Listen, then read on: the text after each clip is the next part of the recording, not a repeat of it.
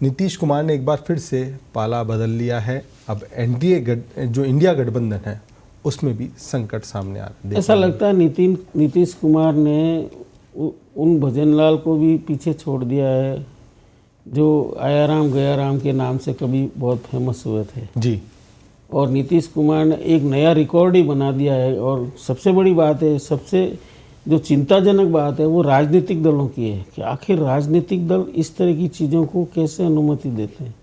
आज अपने राजनीतिक हितों के लिए, लोकसभा का चुनाव जीतने के लिए यदि भारतीय जनता पार्टी नीतीश कुमार को फिर से मुख्यमंत्री बना देती है, उनके साथ अपने 2 मुख्यमंत्री बना देती है, ये क्या मजाक बन गया है राजनीति का। जब चाहे जब 9वीं बार शपथ ले रहे हैं, कभी इसके साथ कभी उसके साथ।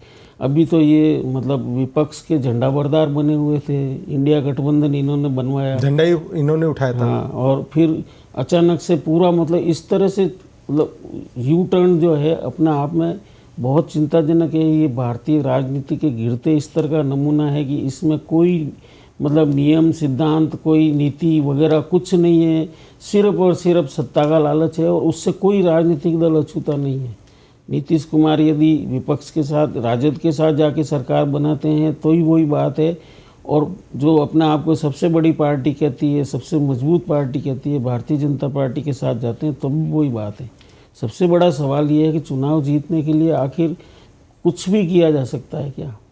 और इसमें सबसे बड़ी बात यह है कि जब से ये इंडिया गठबंधन की तैयारियां शुरू हुई थी तब से केंद्र में सत्तारूढ़ भारतीय जनता पार्टी इसको लेकर के सक्रिय थी कि ये किसी भी सूरत में बनना नहीं चाहिए। और उसमें जिस तरह की सबसे पहले आवाज़ उठी ममता बनर्जी की, फिर आम आदमी पार्टी ने उस गठबंधन को लेकर के सवाल उठा दिए और अब फाइनली नीतीश कुमार खुद ही चले गए। अब इस गठबंधन का भी कोई भविष्य दिख नहीं रहा है, आगे किस तरह से बढ़ेगा। कांग्रेस पार्टी के जो राहुल गांधी जो यात्रा निकाल रहे हैं वो ये कह रहे हैं कि हमको पहले से ही पता था, मल्लिकार्जुन खड़गे कह रहे हैं हमको पहले से ही पता था। तो अब ये 2-4 दिन में और स्पष्ट होगी चीज़ें कि इतना बड़ा परिवर्तन जो नीतीश कुमार ने कर लिया है, भारतीय जनता पार्टी की गोद में जा कर के बैठ गए हैं विपक्ष की एकता की बात करते करते। अखिलेश यादव ने बड़ी अच्छी टिप्पणी की है कि प्रधानमंत्री पद के भावी दावेदार जो हैं उनको साजिश रच के और सीएम बना दिया।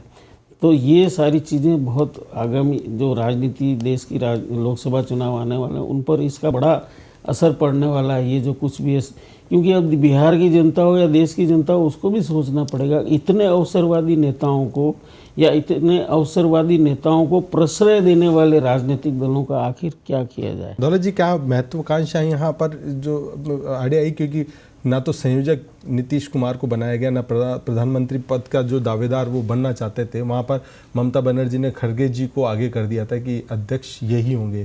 क्या ये इन्होंने बार बार ये कहा था हम बड़े सी कुर्बानी देकर के विपक्ष को एक करेंगे जी, हर नेता ने कहा था।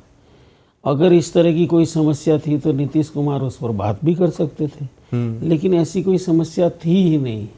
ये पूरा मुझे लगता है कि एक स्क्रिप्टेड मामला है कि विपक्ष की एकता की कोशिशें होगी, नीतीश कुमार आगे आएंगे और फिर बीच में धोखा दे करके इस तरह से वो पाला पलट के और विपक्षी एकता की संभावना को तहस नहस कर देंगे जी। यही मुझे लगता है स्क्रिप्टेड प्लान था, क्योंकि नीतीश कुमार ने पहली बार तो पाला बदला नहीं है, तो बार बार यही काम पहले भी बदल चुके। विपक्ष के नेता आप कह रहे हैं हमको पहले से पता था, तो फिर इनके साथ आपने ये इस तरह की चीज़ शुरू क्यों की, और इसका बहुत नुकसान होगा विपक्षी एकता। और भारतीय जनता पार्टी मुझे लगता है किसी भी हालत में ऐसा कोई मौका नहीं छोड़ना चाहती है जिससे लोकसभा चुनाव में उसको जीत मिल सकती हो जी। उसमें भारत रत्न का पुरस्कार तक कर्पूरी ठाकुर को दिया गया उसी उद्देश्य से कि कहीं न कहीं बिहार में, और उसके बाद से ये सब कुछ शुरू हुआ है, बिल्कुल शुरू हुआ है। उसका परिणाम मिल गया, नीतीश कुमार ने पाला पलट लिया है और विपक्ष जो है अब एक विपक्ष की एकता एक तरह से मुझे लगता है इतिहास की बात बन जाएगी। बिल्कुल इतिहास की बात बन जाएगी, क्योंकि गठबंधन।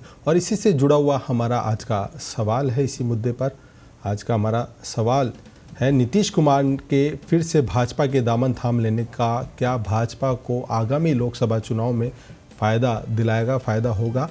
सबसे बड़ा सवाल ये है, देखिए आज जनता के सामने यदि ये जो पाला पलट हुआ उसको लेकर के सबसे बड़ा, क्योंकि आखिर भाजपा ने उनको गले क्यों लगाया, क्योंकि ये तो भाजपा को कुछ दिन पहले तो बहुत बुरी बुरी बातें बोल रहे थे।